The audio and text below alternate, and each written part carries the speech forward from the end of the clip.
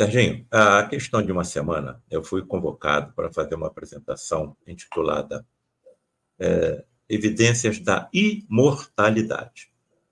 Grande parte da plateia que me assistiu eram médicos e estudantes de medicina.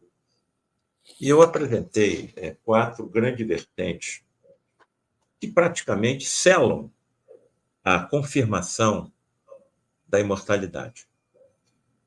Fenômenos quase morte. Recordações de vidas passadas. Tudo isso pesquisado com grandes cientistas, hein?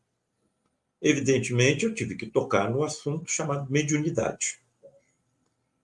Como é possível uma pessoa com uma instrução primária, como foi Francisco Cândido Xavier, escrever mais de 500 livros? Mais de 500 livros? Eu tenho 9 livros escritos. Estou trabalhando em um 10º. Nós levamos aproximadamente 6 meses a 1 ano para escrever um livro. Então, como é que é possível um ser humano escrever mais de 500 livros em sua existência? E esse primeiro livro, lançado através da psicografia de Francisco Cândido Xavier, apresenta poemas, poemas, Parnaso de Além-Túmulo é o nome do livro, e com mais de 200 poetas já falecidos, e com o mesmo estilo. Bem, então eu falei experiências quase-morte, falei recordações de vidas passadas e falei mediunidade. Mas tem um quarto fator, que foi o que modificou a minha vida. Modificou a minha vida. Vou ser bem claro, hein? Fenômenos de teletransporte e materialização de espíritos. Por que eu estou falando de teletransporte? Porque é tão onde eu percebo, quando chegar no momento do meu óbito, vai haver uma separação entre 2 componentes, um componente físico e um componente extrafísico, que eu já falei aqui, imortal, energético, vital, transmissor da vida aos nossos corpos. Até onde eu percebo, esse segundo componente, que somos nós, vai ingressar no universo paralelo ao nosso. Pode chamar de plano espiritual, plano celestial, plano astral, que são as denominações dadas pelas religiões. Para mim, isso tudo hoje é fenômeno. Sob condições especialíssimas, perigosíssimas, com manipulação de tremenda quantidade de energia e dificílimas, quem já está nesse universo paralelo, para onde nós iremos, podem de lá, durante alguns momentos, se teletransportar e se materializar. Se alguém está escutando isso aqui pela primeira vez, saiba, se tivesse um espírito materializado aqui do meu lado, vocês iam ver. Se ele falasse, vocês iam ouvir. Se ele dalasse algum odor, eu ia perceber. E aí eu coloco 4 reflexões, aqueles que nos honram com a presença nessa noite. E se o médico estivesse presente a um desses encontros? E se quem se teletransportasse e se materializasse fossem médicos? E se fosse possível diálogo entre esses médicos e um de nós que estivesse presente a um desses encontros? E a 4ª reflexão, que eu considero a mais importante de todas. E se tais diálogos se prolongassem por 40 anos? Pois foi exatamente o que aconteceu comigo. Eu não tenho mais como voltar. Eu só posso seguir em frente.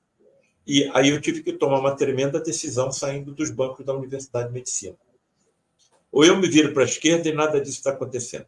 Alguém aqui vai se entregar anestesiado às mãos de um cirurgião que confessa acreditar em fantasmas?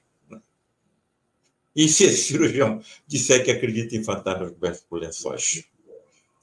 Bom, ou então me viro para a direita. E aí, Serginho, quando eu me virei para a direita, estarrecido, encontrei até prêmios Nobel que testemunharam, pesquisaram e estudaram os mesmos fenômenos que eu estava vendo.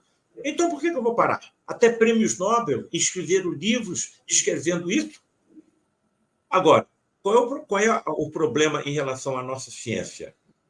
É que tal fenomenologia está na fase do empirismo. Nós sabemos que acontece pela observação, mas não sabemos como acontece. E tal fenomenologia não pode ainda ser repetida em ambiente laboratorial. Mas não foi isso que aconteceu com Charles Darwin? Como é que o Charles Darwin chegou à conclusão de que as espécies evoluem? Pela observação. Como é que o Mendel chegou às bases da genética? Observando ervilhas. Eles nem microscópio tinham. Então, agora é só questão de tempo. O que eu estou fazendo? Já que isso ficou comprovado inabalavelmente na minha mente, eu sou imortal, vou viver para sempre, eu tenho a obrigação de colocar isso em livros. Se eu não tivesse escrito o livro, o Serginho nem sabia que eu existo. O que aconteceu? Pacientes começaram a ler meus livros e presentear seus médicos. E aí os colegas começam a me procurar de forma sorrateira. Por que de forma sorrateira? Pelo que o Felipe falou. Nós não temos coragem de contar o que acontece conosco pela intuição. Um desses colegas, cirurgião também, que trabalha mais de 40 anos comigo, mais de 40 anos, nunca me falou nada.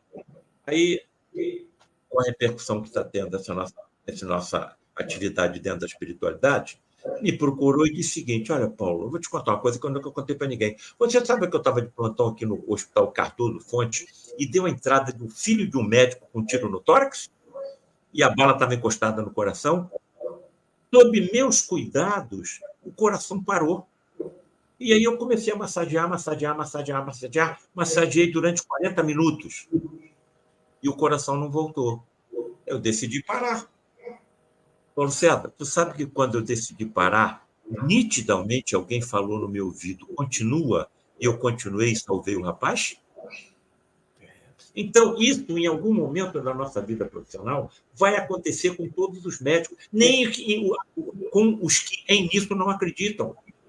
Porque a vida está na borboleta e nós só sabemos tratar do casulo.